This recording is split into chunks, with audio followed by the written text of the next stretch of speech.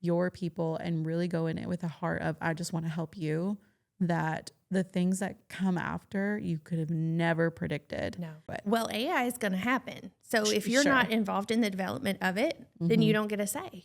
Becoming more knowledgeable about strokes in general has been on my radar since then. Are a lot of people there who need to know to be fast and be aware of the signs of stroke. And so I need to be there to tell them. Hey there, my little biz besties. Welcome back to In Good Company, where real entrepreneurs share real growth stories. Thanks for liking and subscribing to my channel. Let's get into it. This is a thing here. It's in the water of Louisville. The women in Southern Indiana have a thing about, I want to do all of these different things because I like doing it. I don't feel obligated to do it. I like serving in a lot of different ways. I would feel bad if I didn't. Yeah. That's like your really purpose. Yeah. You have a purpose like to serve. I wake up excited to do these things in the morning. Do I wish I could sleep a little bit later? Hypothetically, yes. But then I get an idea and I'm like, oh, I should try that. I'm going to do it. Yeah. Yeah. And when I first looked up your name, this is how I Google people.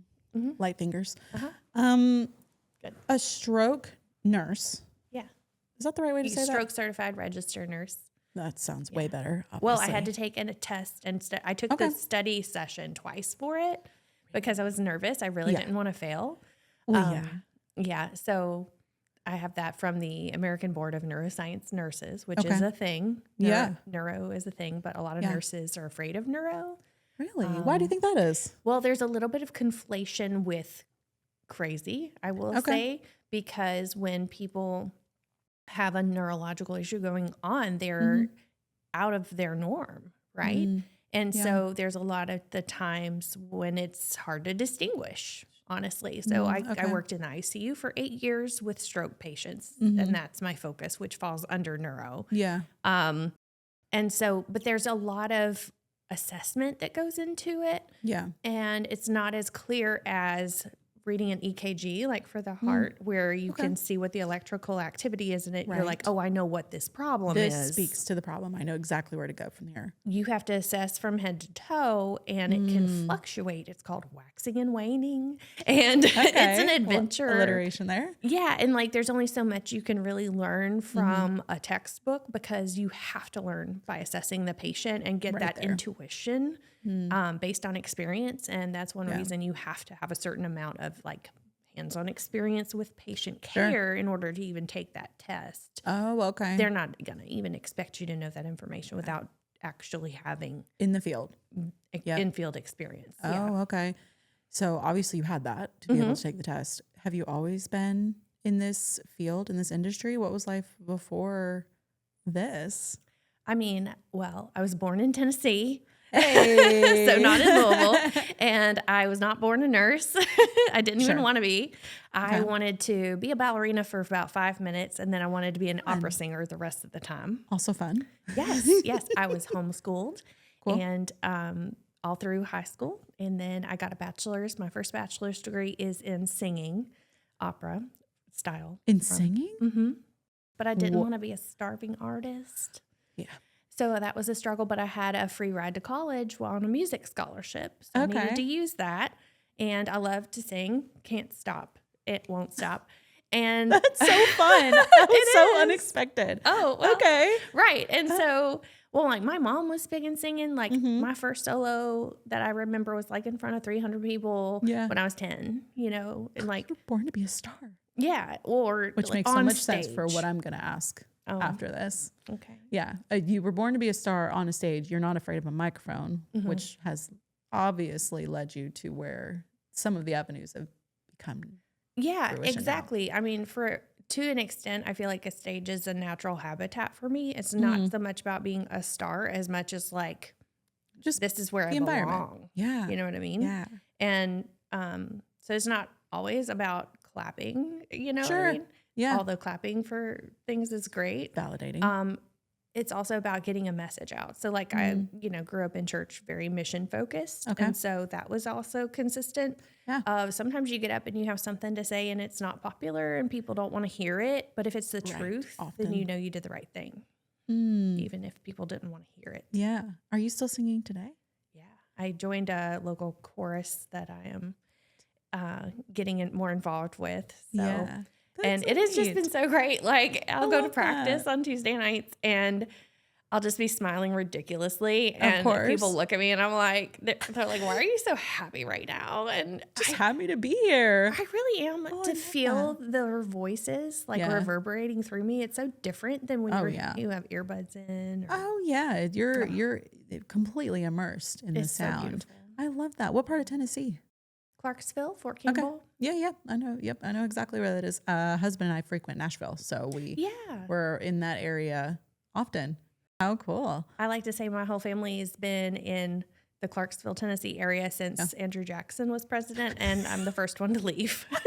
Wow. Big things happening in the family. I love that. Right. That's cool. Okay. So you went to college to sing, but you knew that wasn't the end for you. Like you knew there was something else. Well, I got married my sophomore year of college, and then I was pregnant my senior year, and I took anatomy and physiology for fun because I wanted to understand my body better. Okay. And I was in there getting better grades than the nursing students, and I was like, maybe I should be the one going to nursing school. Right. Something was calling. Yeah. Right. Well, I had that curiosity, and I loved what I was learning about. I was like, wow, there are answers to these questions. Yeah. That's really cool. And so, it was interesting. And so we moved up here for my husband's school and got residency in the state. And so then I started my nursing school journey while working night shift in the hospital downtown. Okay. That's where you were like, maybe this is the path for me. Which has led to so many other things. Right. So, okay. It really did that. That shocked me. What? The singing part. Are there videos I can look up later? Yes, it's on my YouTube channel. If you go to Nurse Rosa Speaks, the YouTube channel, I think I have a playlist of Rosa Sings. It's got some footage from my senior recital of college. I think that's pretty much it. Is it opera based or is it? That is classical, Classical. It's not actually part of an opera. And I was actually pregnant when I did my senior recital, so my breath support was not the best. Oh my gosh. It's the best I have footage-wise of that. Okay, well, definitely be doing that later.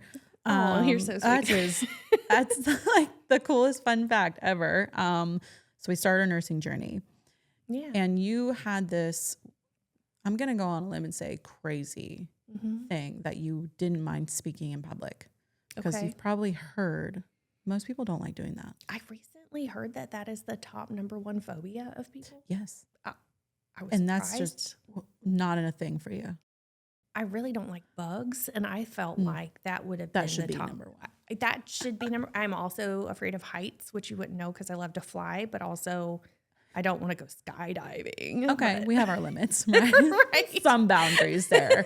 That's wild. And so the #1 fear for everybody else, public speaking, does not scare you. So that led you to other things. How did that come about with you speaking, with you deciding you wanted to have, for lack of better terms, a voice in the world that you found yourself in nursing world, in the health world, which is vast. Yes, it is vast. Yeah. You're right. And, well, it wasn't all at once, right? Of course not.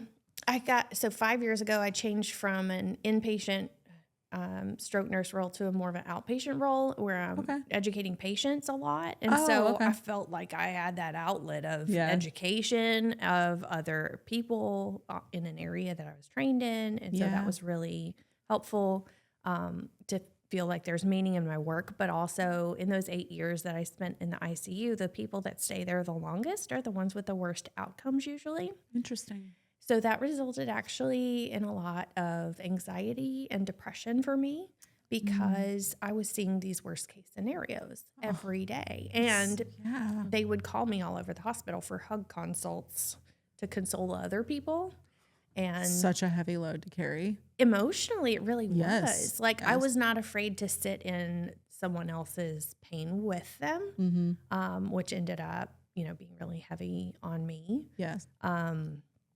And I felt like there weren't a whole lot of people I could talk to about it because the platitudes that consoled other people were not working for my patients.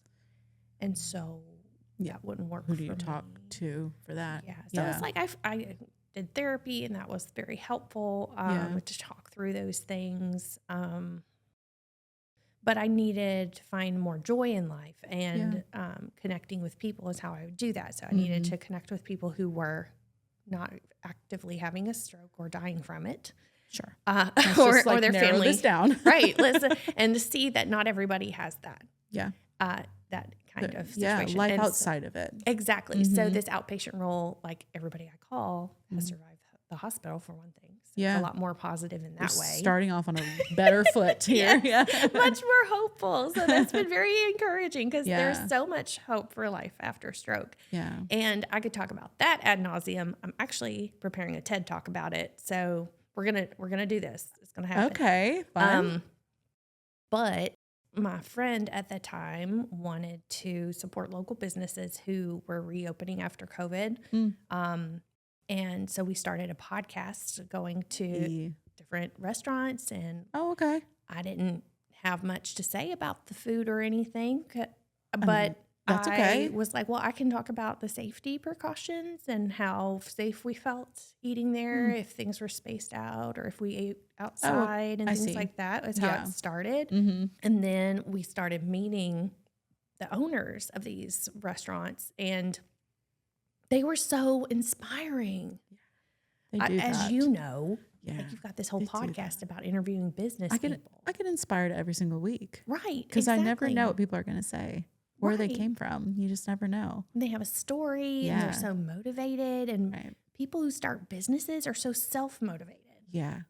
Yeah. And it's so refreshing. It gives me chills. Yeah. Yes, exactly. So and you were getting that. I'm going to talk to these people every day. And there's so many of them. Right. And so that evolved, and that's the Lou Review podcast, which is now, I am announcing it is a 501c3 nonprofit. Congratulations. Podcast. That's a feat in itself, and I do know from experience. Oh, did you start a nonprofit? We've helped a lot of, so my firm has helped a lot of nonprofits get through that, which is, it's a big thing. It's a big step. It's hard. You go through a lot of paperwork, right? A lot of obstacles that feel like, oh, is this worth it? Yes. And so when you finally get it, it's like you did it. So now I probably need to talk to you separately about enrolling your services for like the ongoing stuff. Happy to help. It's a lot. Finally got all my like federal and state paperwork, and the board is set. So if you go to loureview.com, you can see our foundation board members, and it's all people who are really invested in the community and supporting local businesses and supporting other local nonprofits. And that's another thing is, I realized that through the podcast, which has had like over 25,000 downloads, and it's locally focused. It's not even like trying to reach people across the country or anything. Just our people. Yeah, it's just our people, but they want to hear each other's stories. Yeah. And people buy from people. Yes. 100%. So if you know, when I do this, I'm going to support Dallas McGarity, and he's such a great person. I want to support him, so I'm going to eat at the Fat Lamb. Then you're invested. You're invested in that, you know? And I love that. It is so beautiful. But I've seen smaller restaurants even than that that don't have like, you know, they didn't win Chopped or anything on Food Network. Yeah. they're killing it, but in a smaller scale way. They don't know how to get their story out there. And so I've been able to help them get their story out there on social media and stuff. Like Able Cafe in St. Matthews. They're from Ethiopia. They have this really interesting coffee ceremony that they do. A ceremony? Well, Ethiopia is the birthplace of coffee. Okay, I didn't know that. By the way. Didn't know that. Right? The things you learn. Yes. And so, they have a really sweet ceremony. I took a group of women there, and we made some content about it and everything and shared their story. And then they got a contract in there in the Louisville tourism office. Okay. Then another business got heard about on our podcast and got a contract to be in a national grocery store chain. What? So it works. It works. And the saying. thing is, I don't have to reach 1 million people because if you just put it out there, then it makes these local gems that we have more discoverable by the individuals who can then hook them up with. Yes. It just has to get in front of the right person And I found that, I've been approached, I'm sure y'all have too, by big names, right? That they just want to go and talk about themselves, and that's cool. But what I found is if it's more authentic, you are sticking to the local area. If you're sticking to your people and really go in it with a heart of, I just want to help you, that the things that come after you could have never predicted. No. And that is so special. There are I think Louisville is named one of the top foodie cities in the country. It should be. 100%. You named a couple places. I've never even heard of them because we are constantly trying new places. To be fair, you just found me in my social media channels, and so now I know. Now you will know. Do you remember it was kind of before my time, but there used to be a rainbow, and it would say, "The more you know." Yes. Do you remember that? Of course. It was. I'm not gonna say before my time. It was when I was too young to like really remember that. It was stuff. NBC, wasn't it? Yeah. Yeah. I think so. The more you know. That's how I feel right now. The more you know. Yes. That's not one of those that, like, fake tickles my memories from ear. the 90s, No, like it's like the Sinbad in the Mandela pink effect. costume for a genie. Which was real. It was real. I don't care what. I think it's gaslighting that they're trying to trick us It's into social media not. gaslighting. The Mandela effect what makes me so mad. How do you have mass hallucinations like that? And then what else is The a fruit mass of the hallucination? loom cornucopia? Don't What? tell me that wasn't a real thing. There was a cornucopia. Yeah. Have you seen it lately? No, but there's rebranding all the time. That's what I said. We can rebrand and still remember what we used to be. Yeah. Don't tell me it never happened. Right. Oh, Now I'm going to have to getting look up chills. some You more need to look Mandela it up. effect, but also Yes. But it gets your brain like, what? Like the What even is Berenstain real? Bears versus like the Bernstein Bears? No, there's no confusion in my mind about that. Don't tell me. It's Berenstain Bears. I mean, I took 4 years of German. You can say it the American way or the German way, but That it was doesn't the change what it Berenstain was. Bears is what it was. I get so rowdy over this. Yes. Really? Yes, because I'm like, Oh, I know. I have a very good memory and I know it. But when people say, no, there was no Sinbad, genie movie. Yes, there was. I remember watching it. Something happened. We were there. I know. So the more you know is how Or I did feel. we move here from an alternate timeline? Which I don't hate the idea of. I mean, maybe at least we're in the winning timeline. I'm pretty Yeah, sure. I'm This happy is with great. this one. I can Right. stay here for a while. And we got to meet each other. Yes. And people that I know. I mean, this is such a small world. Louisville feels like a giant family Yes. in the best of ways. And sometimes you always have the weird ones in your family. It can be clicky, but I feel like especially the people who were not born here or don't feel included are finding each other. Which I can relate to being from Georgia. When you move, especially if you move here as an adult, you feel like you're constantly trying to figure out who's who and where they belong business-wise. And trying to get in is tough. But it sounds like, we met through a networking group. So getting in the right homes to figure out, are these my people? Is this my clique? If we're doing cliques, Where's mine? Right. yeah, I need to find the table. And so you found that Lou Review, which I'm so excited about because we're always trying new restaurants. There's a girl I had on here. Her name's Christina. She was talking about Squeegee Squad. She's also in the WOA Network. Christina Cabañas, but she has Christina in Kentucky. That's her Instagram handle. And she talks about small grocery stores, small restaurants on her. She breaks it down. Oh, do you know who she is? She introduced us for one thing, but Oh, also you're right. My gosh. After I said I had a good memory, what am I talking about? No, you're totally so fine. right. No, she was on here. It's like, you have to know Ashley. Yes. I had so much fun talking to her. You are, and yes. so I'm so honored. So to get obviously to- we're Christina people. we are Christina people. Yeah. She's a physician researcher. Yeah. And I think she should be the future leader of the FDA. Hey. Just so putting that out there. She can own all the she's on businesses she it. wants because she's a boss. Yeah, she does it well and makes it look graceful. Her analysis of the businesses and what their business model is and why that is working is just so enlightening because, she's working on getting her MBA right now as well. No, I'm like, and we girl, need more what are you doing? physicians with a frame of reference for business to lead to do that healthcare in a better direction. I agree. And For sure. I should have remembered that because I was as I go through emails, I didn't know if your assistant got that email, She does. And that's why sometimes, did I it. see that? So I hope I didn't sound rude. Just no, about I just said, I have a good memory. Her people connected with your people. They did. Our people connected. Yes. That sounds way better.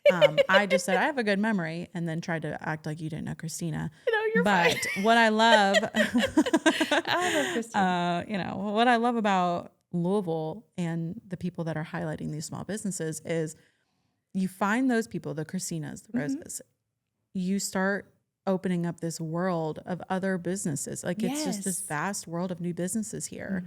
So we have the Lou Review, which is a podcast that everyone's going to go binge on. Yes. But you didn't stop there. Right. So a couple years into that, I was invited to create the Stronger After Stroke podcast for the Norton Neuroscience Institute. Yeah. And use, all these conversations that I've had with people over the years to really answer their frequently asked questions by getting those answers from the experts, not by being the one with all the answers. Right. But it's like I knew who I'd been sending them to for years, right? Yeah. And so tapping into those people, and then additionally stroke survivors and caregivers who were sharing from their lived experience what was most helpful for them in having their best recovery. And pretty quickly, I got to present about it at the World Stroke Congress in Toronto and the International Stroke Conference in Phoenix, Arizona for the American Heart Association. Wow. Where it won first place. And like, shameless plug, I've got to just, I'm never going to get over this. There was a call in from the International Space Station that year reporting on the research they were doing, the cardiovascular research they were doing without gravity. Okay. That was pretty cool, right? Absolutely. But what? So then there was an email that went out after the conference to all 5,000 attendees about the top 3 takeaways.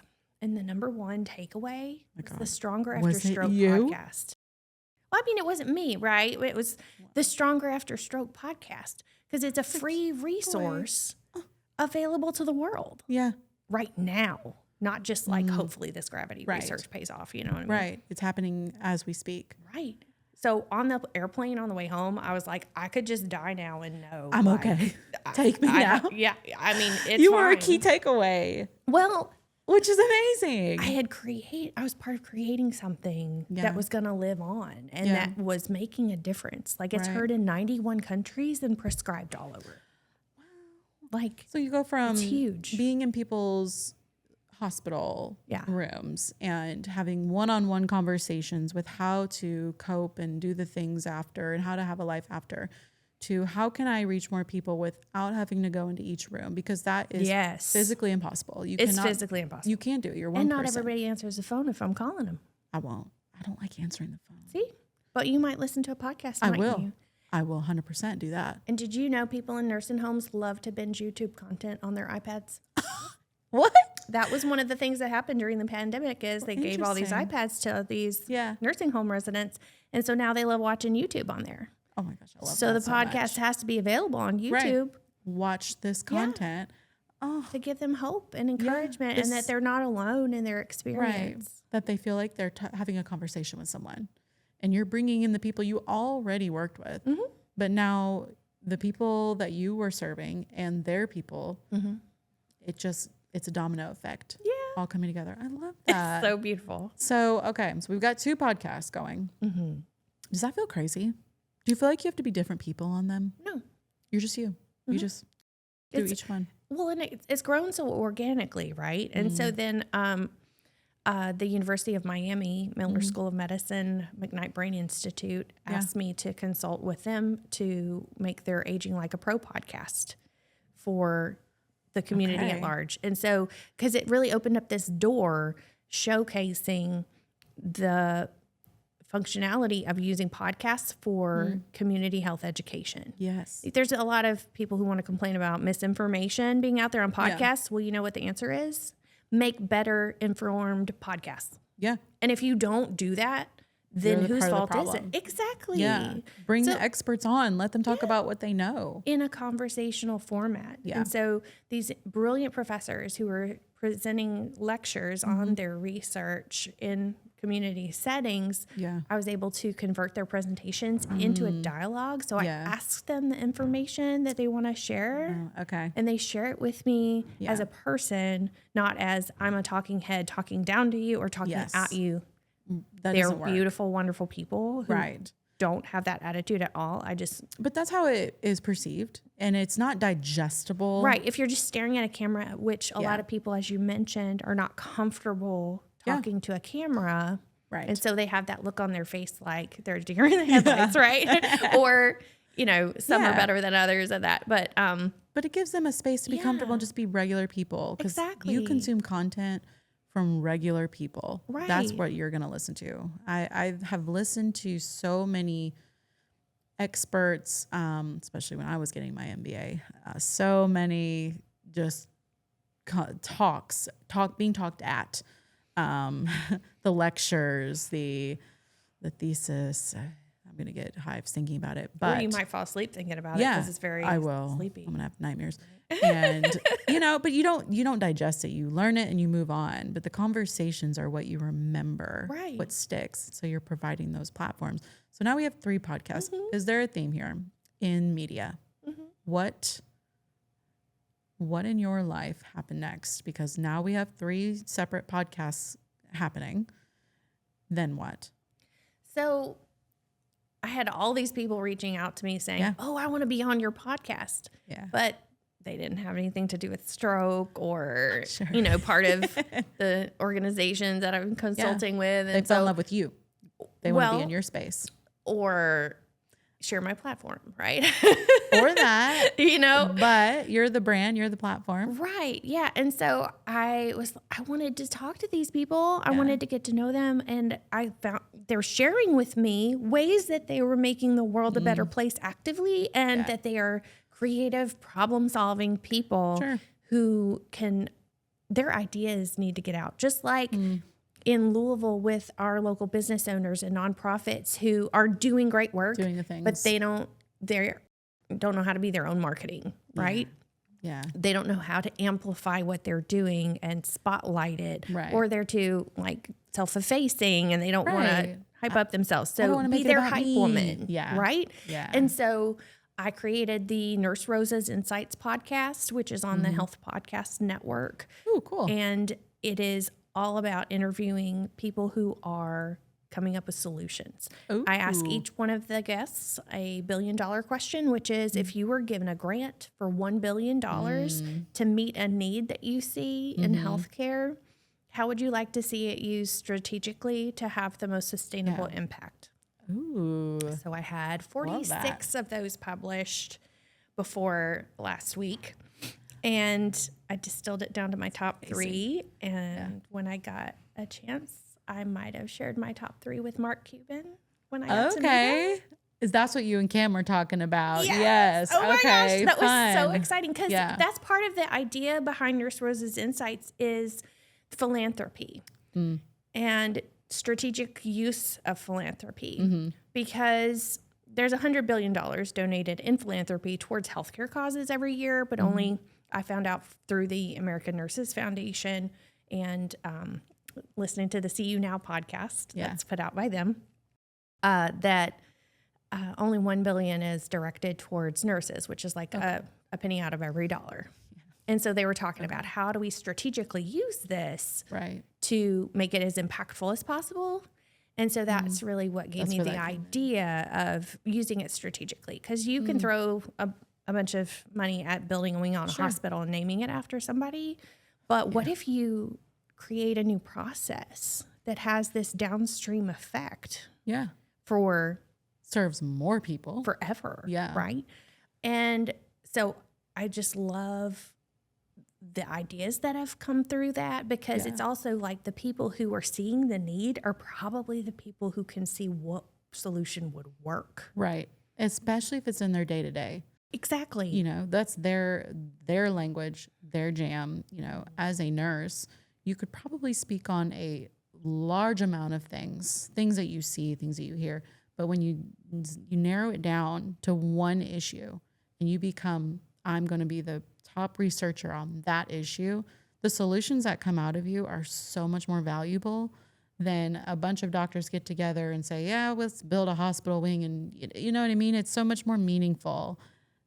And, you know, doctors can be great problem solvers as well. And like they have really come together. I have found through the American Board of Artificial Intelligence in Medicine. And they've created a certification process for people to learn about AI and how we can use it to make healthcare better. Interesting. Okay. And they have been very welcoming to bring in nurses as well. And so I'm actually going to be speaking at that conference in a couple weeks. I saw this on your Facebook. You did? Yes. So what's going on what is that about? You're going to be speaking there. So you're obviously a supporter where you're like, let's do it. Well, AI is going to happen. So if you're not involved in the development of it, then you don't get a say in what it does. Yeah. So if you want it to be better, get in on the ground floor and try to be a part of it. Make it better, right? And so that's where you come in. Right. And I'm not going in as an expert in AI. I'm going in as a nurse who sees that AI could make things better, but I don't trust that it will make things better if I sit back and do nothing. I love that though. So there's a belief that AI can make it better. What specifics? It's hard for me as a numbers girl to see AI in the healthcare industry. I don't know why. There's like a block that's like, how? I don't see how it can make any difference. Well, also it's been there for a long time. Like the founder of this thing, Dr. Anthony Chang, he wrote a textbook on it like a decade ago. And he's been obsessed with AI for like 35 years or something. Oh my gosh. I know. Like he's probably, since he was born. Yeah. And so it's been around as long as there have been algorithms. Okay. So this is kind of a little misnomer that I've been learning. But what I see is using technology to do duplicatable tasks because nurses, physicians, we are not task doers. We are not things that can be replaced with robots. No. We do not just carry labs. We do not just carry samples to a lab. Right. We do not just check off boxes. There's a lot of critical thinking, like I was talking about in a neuro assessment. There's not an AI who is going to ever be able to do a neurological assessment that I can even fathom. Right. In a way that would replace what a nurse or a physician could do. Absolutely not. I mean, I think that's why I'm having I'm like, how? But there's a lot of minute tasks and there's a lot of paperwork. Sure. I believe we can use AI to like get rid of this prior authorization mess. I believe we can use AI to get rid of the paperwork burden of like dealing with FMLA paperwork and just a lot of the bureaucracy. That's a good point because there is a lot of paper. It's heavy paperwork. And we can use AI to better interpret like things that we're monitoring. All the beeping that goes on in the hospital creates alarm fatigue. Yeah. But if we can train algorithms to better read what the heart monitor is saying and whether or not that is a real problem and whether or not it needs to beep, then that can be helpful. I was talking to a nurse who was talking about using AI to identify patterns in what people were pressing their call light for. So they could identify trends, such as if Dr. So-and-so's knee patient after their knee replacement needs medicine 30 minutes after their surgery every time, picking up on that trend versus this other doctor's patient needs it 90 minutes after, so that nurse can then anticipate when they're going to need it. Oh, yeah. Yeah. Okay. So a lot of market research. Exactly. Using AI. Yeah. And identifying things like, intervening in things before they become problems.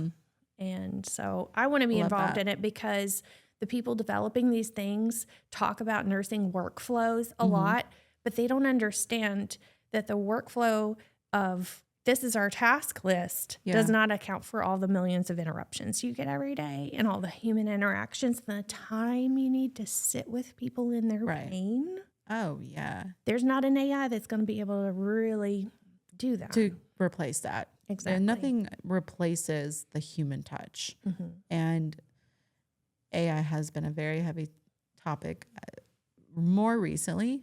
And, you mentioned it's been around a long time. Recently, I feel like it's touching every industry. Yes, it is. And ambient documentation can make a huge difference because, you know, you may go to your doctor and they're typing on their computer their whole time. Yeah. And you're like, well, are you going to look at me at all? Well, if they're using ambient documentation. What does that mean? That means it's listening. Oh. And it's transcribing everything that you're talking about into the note so that they don't have to be typing or checking boxes, and they can be making eye contact, putting their hands where they need to properly assess you, and you get the human interaction out of it.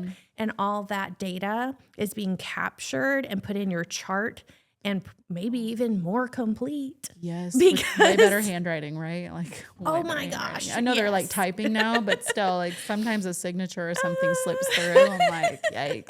I have seen some awful ones. So I love that we're anticipating needs and we're using the tool to enhance our presence that we could have with patients. Right. Exactly. Oh, I love that. That's the goal for me. This whole thread is about human connection. Yeah. I can see it. And that's why I wanted to have this interview with you in person and not virtually, because I'm like, we're in the same city. We should be able to make eye contact. Why not? Right. And hug each other. Yes. Like, hey, I can't replace a hug. That's true. I have looked it up. I've asked Chat. Is there a robot out there? And he was like, no. Because they haven't built Baymax yet. Yeah. Oh, he'd be a good hugger. He would be. He's got the squish. See, I would have to train that AI on how to hug. You would, yeah. Everybody hugs differently too. So it'd be different styles. Yeah. I give good mom hugs. But those are needed. They are. Yeah. They're really needed. And okay, do you have kids of your own? I do, yeah. Oh, so you're seasoned. Yes. So you know a mom hug. It's not like what you think it could feel like. No. Okay. Well, it's good to know for later, just in case I need a mom hug from mom to mom. Yeah, that's right. Because we don't get mom hugs back. We give. Right. So. And my mom's out of state. Is your mom? Oh, no. She's 20 minutes away. Oh, okay. She does give good hugs. Honestly, they're almost too good. Because then you don't want to leave. Yeah, I don't want. Well, no, she love her, but she also knows I'm like, Mom, every time you hug me, I want to cry. Oh. I don't know why. It's just maybe you should just do that and get it out of your system. That's one what day. she says. That's exactly. Maybe you have something you need to cry about. And I'm like, I don't know. You don't have to know. I don't. Just let it out. Exactly. Let it happen. It's like, why does there need to be a reason? Yeah. Just come over and cry. Because you're safe. Like, yes, but sometimes I need to pencil that in. You know what I mean? I know. Pencil that in. This is my reminder. I need to pencil in a crying Mom hug. hug cry time. Yeah, she's coming over tomorrow. Maybe that'd be a good time to do that because I'll be in my own house. Yeah. And then I can ask her to leave when I'm done crying. You know, sometimes. Or leave so you can be done crying. Leave my own house. Yeah. I'm actually going to go. Moms can do that. Yes. My mom is a sympathetic crier too. So, I'll cry with you. Yes. Aww. But and she's not takes longer. afraid of it either. No, she's very open. That. Yeah. She's very open with her emotions. I love your mom. Speaking of same. She's the best. I'm very lucky to have her. I do love my mom too. Disclaimer. Yeah, we love Rosa's mom. I'm very blessed to have two moms, mom and a beautiful, wonderful stepmom. So she's less cryy though. Okay. So her hugs are more, they match my energy because I'm more like you know. Yes. So yes, speaking of my mom, this was interesting, had a stroke before. No. As a young person. Ooh, she was really? in her 30s. That's young to have a stroke, right? I mean, more and more common all the time, but yeah, for her, yeah. And relatively healthy. She was driving when it happened by herself, and she had to pull over, and it was like a brain one. Yes, strokes happen in the brain. Okay, that's okay. It's a brain attack, like a heart attack. Yeah. I'm actually an accountant. I know. It'd just be so obvious now. I thought I could like be a part of it and be like, I know what a stroke is. Can I share something with you? Please do. In my first bachelor's degree, the only class I got a C in was Accounting 101. Oh. And my dad's an accountant. I bet he was so proud. He was like, I told you debits left, credits right. And I was like, but that's the only thing I remembered. Teacher. Yes. Yes. My mom, she was in the healthcare industry too. So I always felt like we were in totally different worlds. But yeah, she was young. She had it. It was where she didn't have any of the like symptoms with like face and stuff, but it was all in her brain. Where she felt the difference, even though people outside of her couldn't see it. Is that what you mean? Yeah. So she kind of knew something was happening. And so becoming more knowledgeable about strokes in general has been on my radar since then. Just learning, obviously I wish I would have had your podcast to listen to. But it's so complex. It is. Everyone's different. Correct. It's not, you break your foot, you get a cast, and, it heals. Right. It's different every time. Mm-hmm. So we've got a lot of podcasts to dive into. We've got the Lou Review. We've got Nurse Rosa Speaks.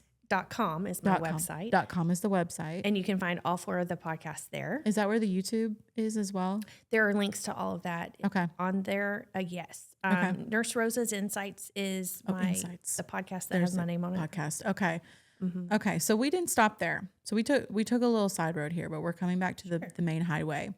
So we've got a lot of moving parts, and somehow in all of the moving parts, you found the time and the energy and resources to put a book together. Yeah. Which is a dream. Yeah. I think for a lot of people. And it's coming out. Is it your dream? Yeah. Okay. I think I'd like to do that. Okay. I think there is one in the works. Yeah. But you hit the publish button.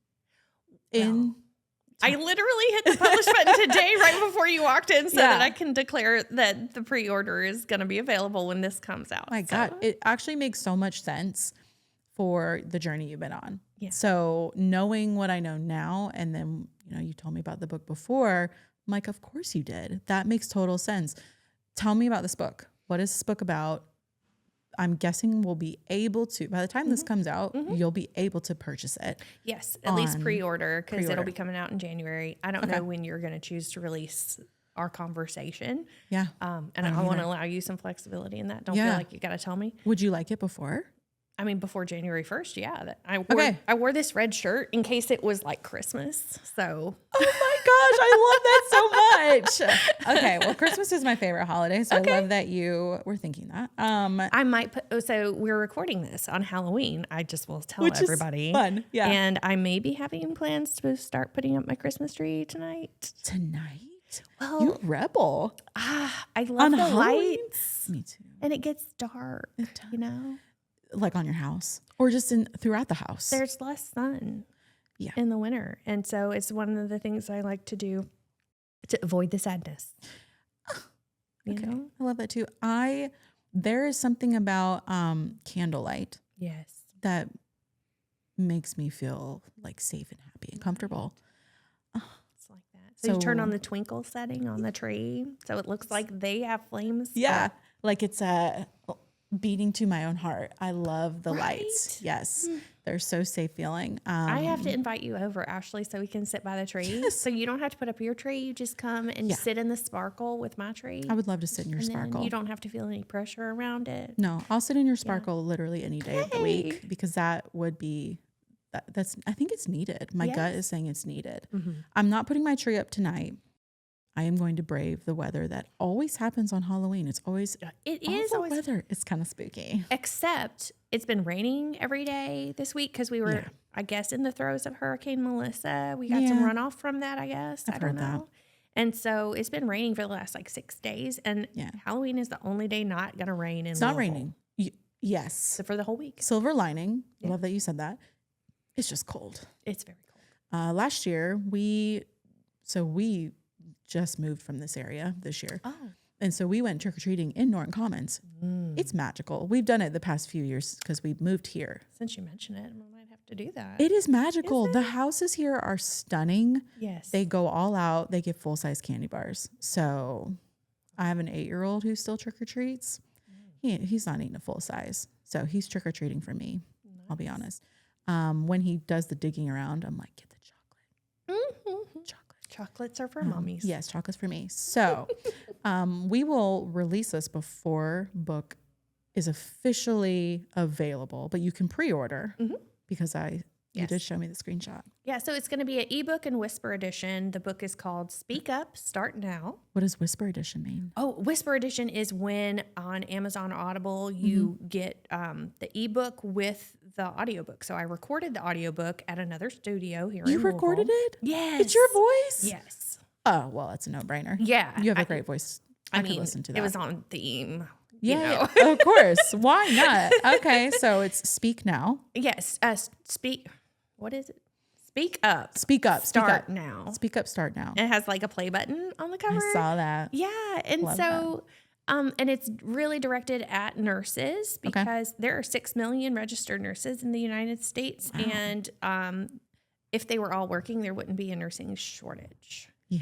So That's a good point. Just putting that out there, Right. maybe there's a systemic issue that's not Right. a lack of humans. It's a lack of humans willing to tolerate the abuse of the system, right? Yeah. And the only way we can make things better and the only way we can improve community health literacy is if we use our voices to share what we know as people with lived experience and as subject matter experts.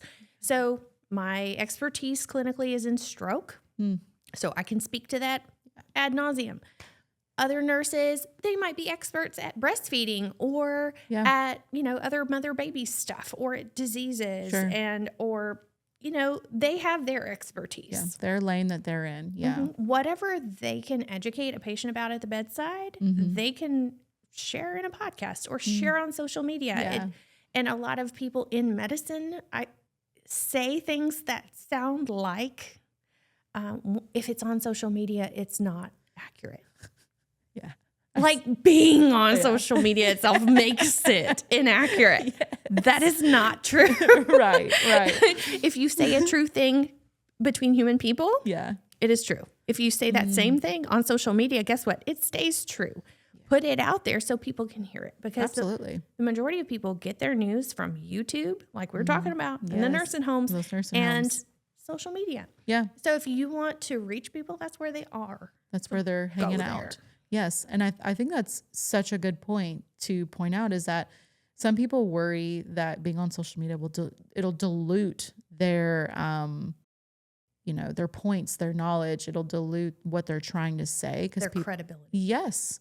And I'll be honest, as an accountant, a lot of people bring me TikTok videos and they'll say, I saw this. Is it true? It's 50-50. Yeah, sometimes it is. And sometimes and sometimes it's true for that industry or sometimes it's true for that person. Might not be true for the one bringing me the video. And it's probably the same with healthcare. It might be, true for the person posting it. That might have been their experience and it might be different for someone else. Yeah. But they may not know to even ask about it. Otherwise. Right. You have to put the information out there. So I'm so excited. I'm not a nurse, but I could listen to your voice all day. Good. So I'm glad that there are a lot of places to do that. Oh, you're the sweetest. So many. I've been venting your voice too. So excited. And you have a media, which again feels right. What is the name of your media company? Yes. So it's called Rosa Hart Media Consulting. Okay. And it has become essentially the way that I can operate as a business in making content creation for social media, consulting on podcasts, things like speaking at events, even some organizations that I have contracted with, they require me to have like $1 million liability insurance policy, I think in case I slip and fall while I'm on their property, something like that. So having an LLC and having that insurance policy kind of covers me for a lot of these things. But but the media consulting doesn't have to be nursing or medical related. It can be a small business food, that small needs business help. Related, supporting other nonprofits in their social media, or they're creating their own podcast. I really just want to take what I've learned from these experiences and help other people get their message out, improve their brand visibility, and demonstrate their thought leadership. Yeah. Yeah. And I think as a small business owner, sometimes it feels like everything, I'll speak from my own experience. Everything's on fire. Everything is the most important thing. You've got marketing, you've got, with marketing, there's website, there's social media, there's podcasting, there's all these different ways to get your story out. Yeah. It can feel overwhelming. And if you don't have a focus or a team of people doing that part for you, you get lost and then you do nothing. You get analysis paralysis. And What you said. do nothing. So I feel that in the beginning I was doing my own stuff. I was going live on Facebook and I was, doing videos in the closet because, oh my gosh, if my husband looks at me while I'm doing a video, I'm going to die 1,000 deaths. So you can have as much experience or as little as needed, but you need to get your word out there. And if you just start, start. What is it? Did you say this on your podcast, or maybe it was like Stephen Bartlett or something? Cringe is the gateway to success.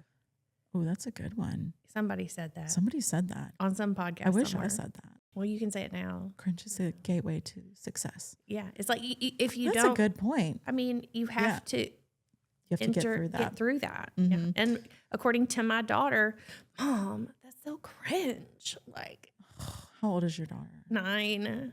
Things are going to be cringe no matter what for a long time. They're starting so early. I know. You said you have 2. Yeah. How old's the other one? He's 16. He is unbothered by anything I do pretty much. Okay. Well, as long as I let him play with his friends on their video games. That's a blessing in disguise. Yes, sometimes. I have an 8 and 14-year-old. Exactly. Yeah. We should have play dates, although we should call them hangouts. Hangouts. Is that what they're saying? That's what they're saying. I'm going to call them sparkle sessions so I can come and sit in your sparkly area. Let's do it. Yes. And they'll be like, oh my God, bruh. That's what my oldest says, bruh. You're doing too much. That's what he says. Why are you obsessed with me? I get asked frequently. Like, can you put a jacket on? It's cold. Why are you obsessed with me? Oh. Well, at this moment, I am not obsessed with you. I'm thinking other things about you. So the media company, I love that you do that because you're leading by example too. So you're not just saying, you should get your stuff out there. I wish I could do your voice. It's so good. I can't. I thought I could. I had it in my head. Get your voice out there and do the thing, but you're also doing it alongside your clients. Mm-hmm. So you're leading by example. People, what I've noticed, love to buy work with other people that they see doing the thing. Yeah. It's evidence of daily I'm work. doing it. Mm-hmm. What I'm telling you and what I'm doing, it works. Right. Accounting's a little different because they can't see me doing accounting. That's true. And it's not like parenting where it's like, do as I say, not as I do. Well, yeah. The like worst. You don't get the bourbon, sorry. Right. No. Sometimes I'm like, I wish. Night. Right. No. And so with accounting, it's kind of like, don't watch me because I file an extension every year. Like I put mine off. Hey, it's legal. Yeah. I'm still following the rules, but I'm like, I don't want to do mine on time, but I'm going to tell you to do it on time.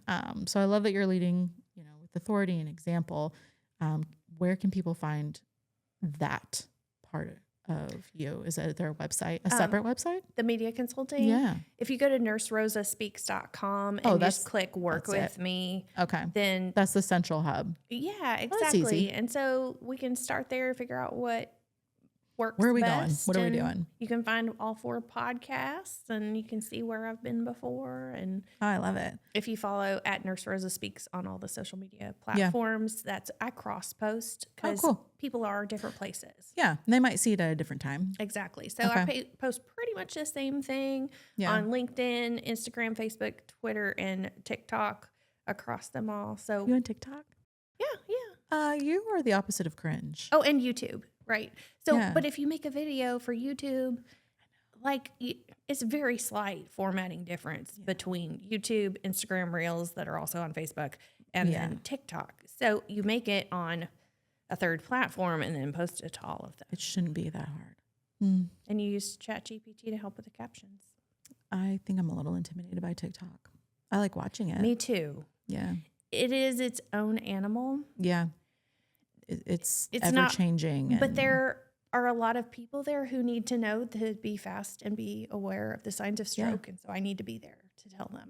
Oh, I love that. You know what I mean? Well, that is the perfect just ending quote for the whole thing, that people need to hear you. People are obviously going to flood to you because you are infectious. And I'm so appreciative that Christina introduced us, because of course she did. And Christina she in just Kentucky. knows. Christina knows. Yeah. I'm grateful that you sat down with me for however long it's been. There's no timer in this place. This feels like a time suck place. I don't know. So I just go gut led.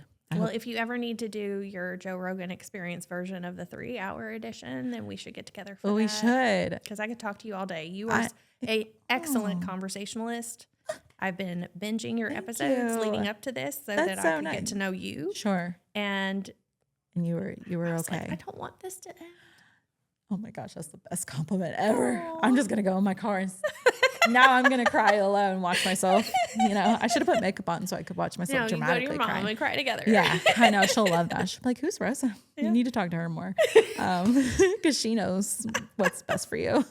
So I love that. Thank you for coming on and watching our show. And I don't require people to watch it because I want people to see what they're in for. It's not scary, but people are often scared if it's their first time being on for sure. Yeah. And this is a lot of people's first. Yeah. And from a hosting standpoint that there is this glamorized version of a podcast because there are big podcasts out there and they think it's going to be scary and it's going to be like you're on a stage. But I hope that we can break down that barrier. Foster connection. Yeah, yeah. If I could do it all over again, there'd be no wish I would, should have been. Spend more time with my family and friends. If I could do it all over again, I'd wake up early and start my